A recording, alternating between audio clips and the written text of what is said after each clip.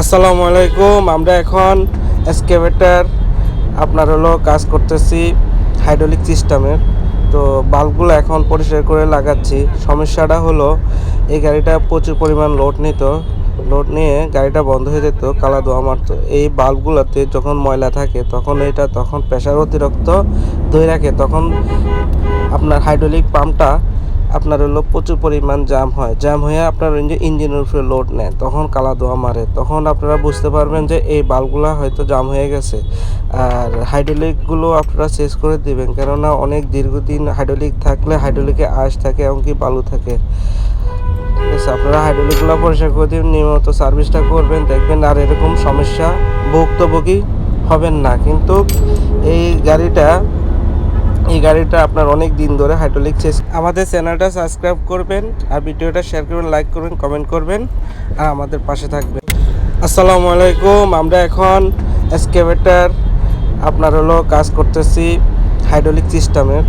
তো বাল্বগুলো এখন পরিষ্কার করে লাগাচ্ছি। সমস্যাটা হলো এই গাড়িটা প্রচুর পরিমাণ লোড নিয়ে গাড়িটা বন্ধ হয়ে যেত, কালা ধোঁয়া মারতো। এই বাল্বগুলোতে যখন ময়লা থাকে তখন প্রেসার অতিরিক্ত ধরে রাখে, তখন আপনার হাইড্রোলিক পাম্পটা আপনার প্রচুর পরিমাণ জ্যাম হয়ে আপনার ইঞ্জিনের উপরে লোড নেয়, তখন কালা ধোঁয়া মারে। তখন আপনারা বুঝতে পারবেন যে এই বাল্বগুলো হয়তো জাম হয়ে গেছে।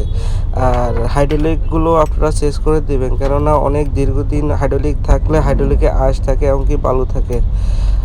ঠিক আছে, আপনারা হাইড্রোলিকগুলো পরিষ্কার করে দিন, নিয়মিত সার্ভিসটা করবেন, দেখবেন আর এরকম সমস্যা ভুক্তভোগী হবেন না। কিন্তু এই গাড়িটা আপনার অনেক দিন ধরে হাইড্রোলিক চেঞ্জ। আমাদের চ্যানেলটা সাবস্ক্রাইব করবেন, আর ভিডিওটা শেয়ার করবেন, লাইক করবেন, কমেন্ট করবেন, আর আমাদের পাশে থাকবেন। আসসালামু আলাইকুম। আমরা এখন এক্সকেভেটর আপনার কাজ করতেছি হাইড্রোলিক সিস্টেমের।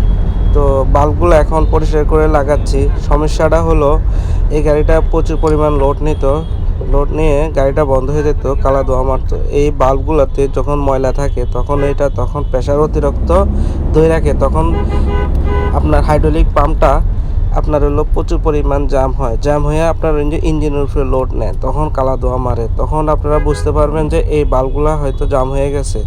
আর হাইড্রোলিকগুলো আপনারা চেঞ্জ করে দিবেন, কেননা অনেক দীর্ঘদিন হাইড্রোলিক থাকলে হাইড্রোলিকে আঁশ থাকে, এমনকি বালু থাকে। ঠিক আছে, আপনারা হাইড্রোলিকগুলো পরিষ্কার করে দিন, নিয়মিত সার্ভিসটা করবেন, দেখবেন আর এরকম সমস্যা ভুক্তভোগী হবেন না। কিন্তু এই